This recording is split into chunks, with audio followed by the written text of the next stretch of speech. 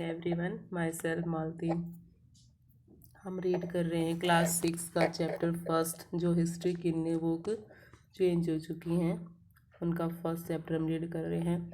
Half हमने first video में पढ़ लिया था, ये इसका सेकंड पार्ट है। तो चलो स्टार्ट करते हैं। उसके कहाँ तक हम आ चुके थे, इसकी कुछ हेडिंग हमने पढ़ लिया था। जो चैप्टर था, जैसे पशुपालन है, माप तोल है, यहाँ तक हमने रीड कर लिया था। नेक्स्ट है हार श्रृंगार, यानी कि हम पढ़ रहे थे कि सिंधु सभ्यता के वहाँ के लोगों के बारे में भी, क्या वो उनका पशुपालन क्या था, क्या वो खाते पीते थे, कैसे रहते थे, जैसे वो उनके हार श्रृंगार के भी कुछ वहाँ के उपकरण मिले हैं। उनसे पता चलता है कि वो क्या क्या वेयर करते थे। स्टार्ट करते हैं। तो जैसे हार श्रृंगार, इसमें वो बताया है कि वो बहुत से सुंदर आकार के सोने, चांदी और पत्थरों के गहने मिले हैं। चित्र में देखिए मनकों को कितना सुंदर तराशा गया है। अनेक मन के कार्नेलियन पत्थरों से बनाए गए हैं, यानी कि पत्थरों से छोटे छोटे मन के बनाए हैं, उनसे माला बनाई गई है, जिनमें माला बनाने के लिए छेद किए जाते थे। जैसे यहाँ पिक्चर दिखा रखे भी, खुदाई में मिले जो गहने हैं किस किस टाइप से पत्थरों के हैं। जैसे कोम्ब दिखा रखे है, कंघी, जैसे तांबे का दर्पण, तांबे का दर्पण।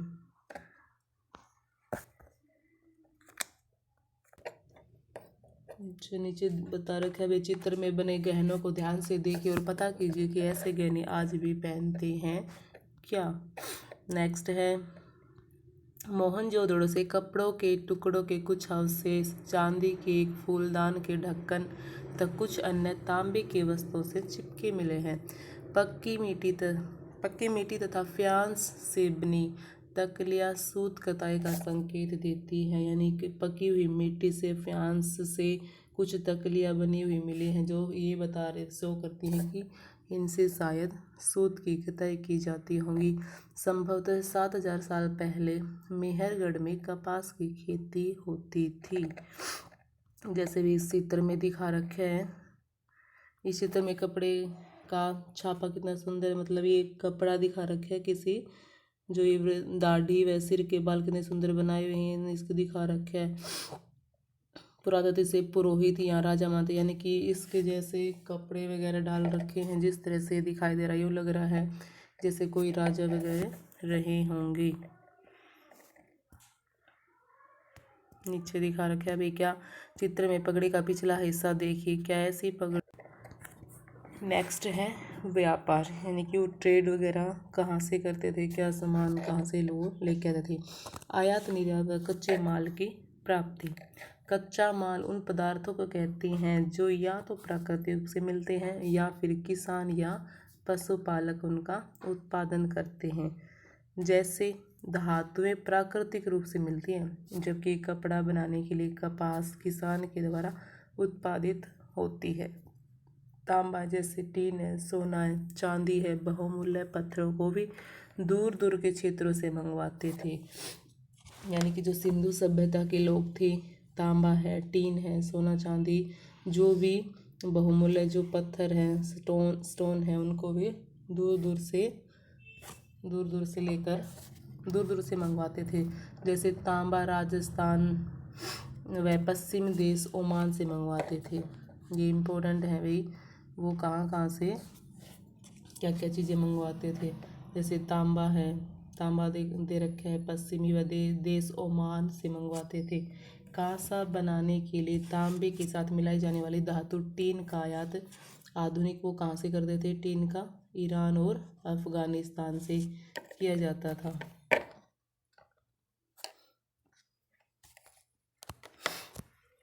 नेक्स्ट है सोने का आयात आधुनिक कर्नाटक, यानी कि वो गोल्ड कहाँ से आयात मतलब मंगवाना, कहाँ से मंगवाते थे, इंपोर्ट एक्सपोर्ट जो होता है। सोने का आयात आधुनिक कर्नाटक और बहुमूल्य पत्थरों का आयात गुजरात, ईरान और अफगानिस्तान से किया जाता है। यानी कि जो जो चीज़ें भी दिखाई गई हैं ये सभी इम्पोर्टेंट है कि वो कहाँ कहाँ से सोना वगैरह है, कांसा है, टीन है, तांबा है, कहाँ कहाँ से वो मंगवाते थे। ओके,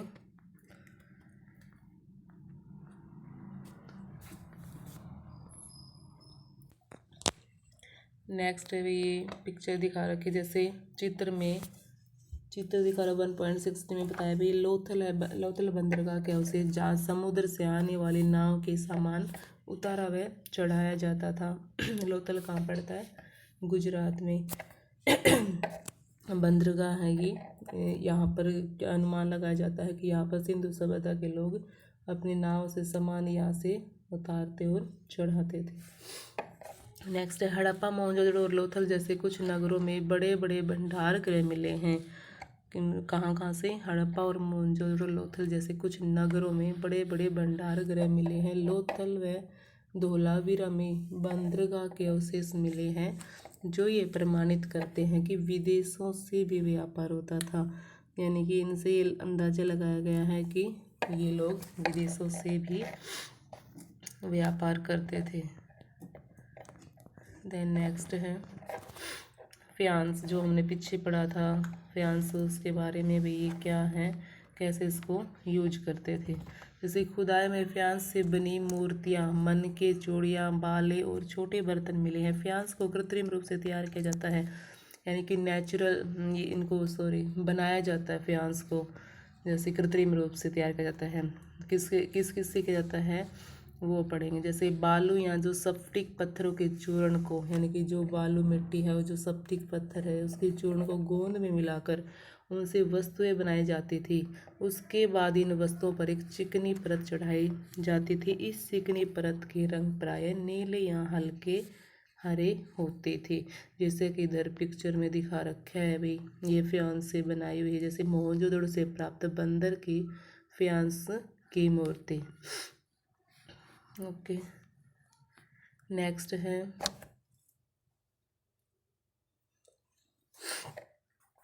जैसे कि हमने यहाँ पढ़ा था कि वहाँ पर ही भंडार गृह भी मिले हैं। तो चित्र जो पिक्चर दिखा रखी है 1.17 में बताया है कि चित्र में भंडार गृह, इसमें सामान अलग अलग बने चबूतरों पर रखा जाता था जो पहले अलग अलग कक्ष के रूप में थे, यानी कि अलग अलग रूम होते थे भी। नेक्स्ट है ये आपको एक्टिविटी दिखा रखी हुई क्या क्या करना। तो सरस्वती सिंधु सभ्यता का सबसे विस्तृत स्थान राखीगढ़ी हिसार में है। राखीगढ़ी व अन्य स्थानों का भ्रमण करके इस सभ्यता के बारे में जानकारी प्राप्त करें। नेक्स्ट है मोहरे। तो हड़प्पा के लोग सैलखड़ी की मोहरे बनाते थे। ज़्यादातर मोहरे आयताकार होती थी, आयताकार हैं, जिन पर सामान्यतः जानवरों के चित्र मिलते हैं। वे नीचे दिखा रखी हैं। ये मोहरे होती थी जो उस टाइम में ये लोग सिंधु सभ्यता के लोग यूज करते थे, आयताकार में शेप में है। इन पर जानवरों की, वृक्षों की इनकी चित्र मिलते हैं। मोहरों का प्रयोग एक जगह से दूसरी जगह भेजे जाने वाले सामान से भरे डिब्बों या थैलों को चिन्हित करने के लिए किया जाता होगा। यानी कि ये अंदाजा लगाया जाता है भी सिंधु सभ्यता के लोग इन मोहरों को कोई सामान एक स्थान से दूसरे स्थान पर भेजने के लिए उसको एक सिंबल के रूप में यूज करते होंगे, ऐसा अनुमान लगाया गया है। थैलों पर मोहरबंदी के लिए लाख आदि जैसी वस्तुओं का प्रयोग करके इन मोहरों से छाप लगाते होंगे, जिससे यदि कोई सामान के साथ छेड़छाड़ करे तो छाप टूट जाती होगी। यानी कि ये अंदाज़ा लगाया गया है। जैसे आज हम ऑनलाइन कुछ भी मंगवाते तो पैक आता है भाई, अगर हमें ये लगता है वो खुला हुआ मिला है तो हमें लगेगा किसी ने इसको बीच में सामान को निकाला है या चेंज किया है। तो ऐसे ही सिंधु सभ्यता के लोग इस तरह सामान को इंपोर्ट एक्सपोर्ट करते थे।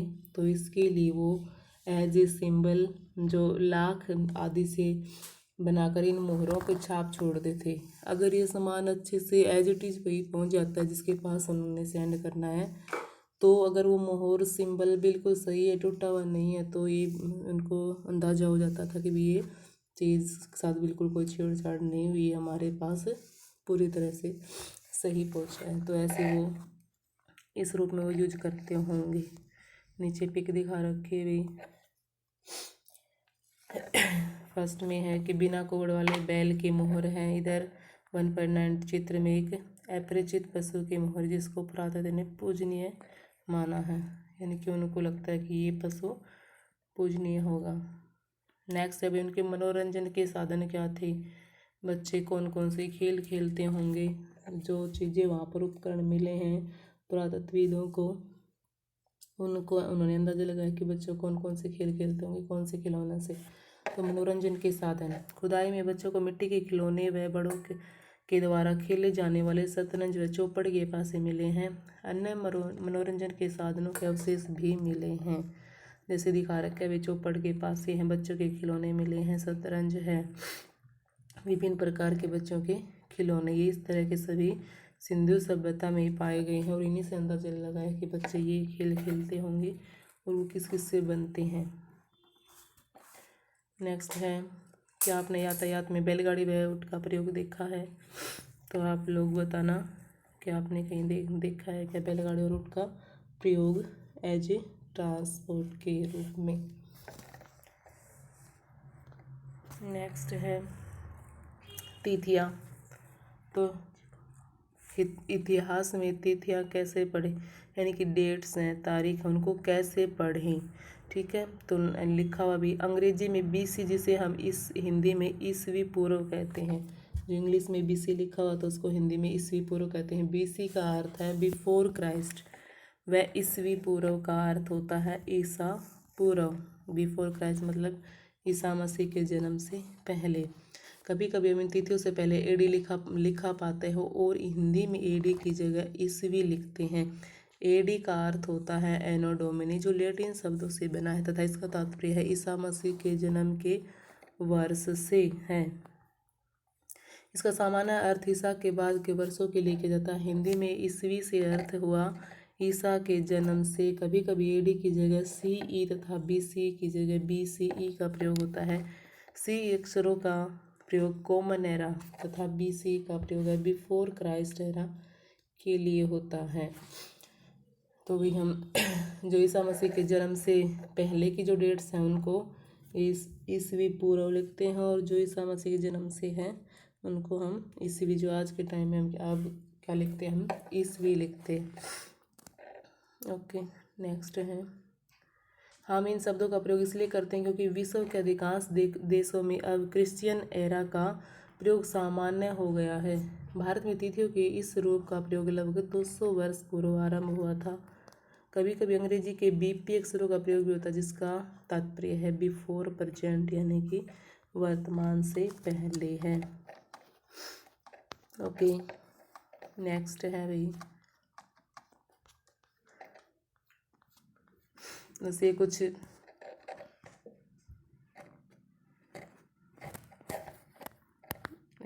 मिनट भी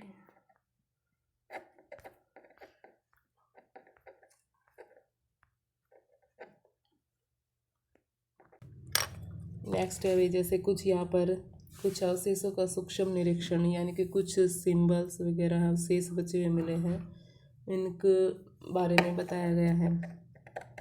क्या ऐसा आज भी ये पूछा गया कि जो पहले के मिले हुए हैं ऐसा आज भी यूज होते हैं। जैसे फर्स्ट वीक दिखा रहा है कि भाई सरस्वती सिंधु सभ्यता में हमें वट वृक्ष की पूजा के अनेक प्रमाण मिले हैं। क्या आज भी हम वट वृक्ष की पूजा करते हैं? तो आज भी हम वट वृक्ष की पूजा हम करते हैं। नेक्स्ट दिखा रखा है भाई खुदाई में हमें तुलसी की पूजा के प्रमाण मिले हैं। क्या आप आज भी तुलसी पूजा की यह परंपरा है? तो हाँ या ना में अपना आंसर दें। नेक्स्ट है 7 महिलाओं व पुरुषों द्वारा मांगलिक कार्यों में परंपरा निभाने के प्रमाण मिले हैं। क्या यह सतलगियों का रिवाज आज भी है? तो अब आंसर करेंगे हाँ या ना, कि शादी वगैरह में जो होते हैं भाई 7 महिलाएं या पुरुष ये कोई मांगलिक कार्य करते हैं, तो ये पहले के प्रमाण मिले हैं। तो आप आंसर देंगे कि ये सब चीज़ें आज भी हो रही है। जैसे यहाँ पर दिखा रखा है भी इस खुदाई में सन्यासियों के कमंडल मिले हैं। क्या आज भी सन्यासी कमंडल रखते हैं?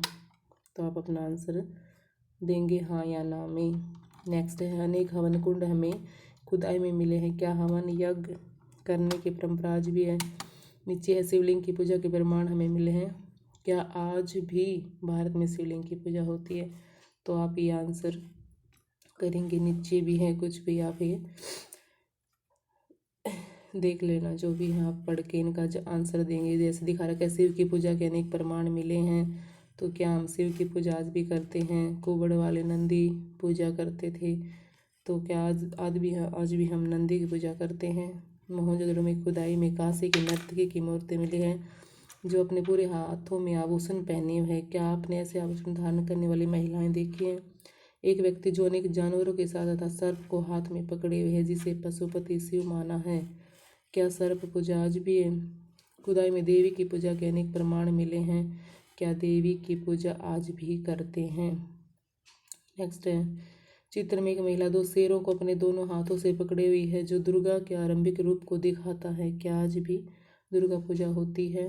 तो आप सभी इन सभी का आंसर बताएंगे हाँ या ना में कि जो चीज़ें दिखाई वो आज भी हम यूज करते हैं कि नहीं।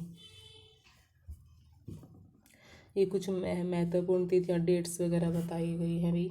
जैसे मेहरगढ़ में कपास की खेती कब से की जा रही है? आज से 7000 साल पहले होती थी। नेक्स्ट है, सरस्वती सिंधु सभ्यता के नगरों के अंत की शुरुआत लगभग 3900 साल पहले हो गई थी, यानी कि उनके जो नगर है उनका अंत होना स्टार्ट हो गया था। अभी सरस्वती सिंधु सभ्यता लगभग 8000 वर्ष पुरानी है। नेक्स्ट, नगरों की स्थापना की शुरुआत लगभग यानी कि नगर कब डेवलप होने लगे थे? 4000 साल पहले आरंभ हो गई थी। तो ये हमारा चैप्टर कंप्लीट होता है, फर्स्ट चैप्टर। सेकंड चैप्टर हम नेक्स्ट वीडियो में पढ़ेंगे। So thank you. हो गया।